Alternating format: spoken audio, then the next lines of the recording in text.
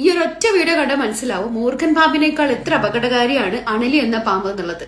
അണലിക്ക് മൂർഖനേക്കാൾ അക്രമ സ്വഭാവം കൂടുതലാണ്. മൂർഖൻ പാമ്പിന്റെ വിഷം നാഡീവ്യൂഹത്തെയും അണലിയുടെ വിഷം രക്തത്തെയുമാണ് പ്രധാനമായി ബാധിക്കുന്നത്.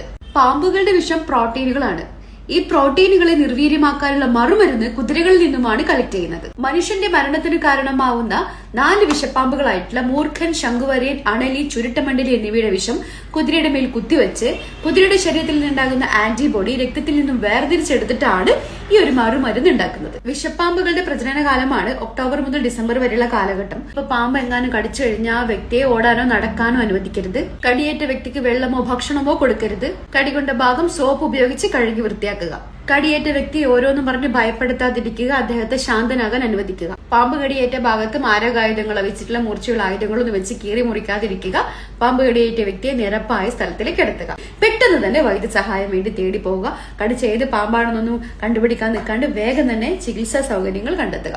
എലി, പെരിച്ചാഴി ഇങ്ങനെയുള്ള ജീവികൾ, പാമ്പിന്റെ ഇഷ്ടഭക്ഷണങ്ങളായിട്ടുള്ള സാധനങ്ങളൊക്കെ ഉണ്ടാവുന്ന സാഹചര്യങ്ങളൊക്കെ ഒഴിവാക്കുക. ഷൂസ്, ജനൽപ്പാളി അങ്ങനെയുള്ള കാര്യങ്ങളൊക്കെ ശ്രദ്ധിക്കുക. വീടിന്റെ ജനൽവാതിലുകൾ തുറന്നിടാതിരിക്കുക. ഇത്തരം കാര്യങ്ങളൊക്കെ ശ്രദ്ധിച്ചു കഴിഞ്ഞാൽ പാമ്പിൽ നിന്ന് രക്ഷപ്പെടാം.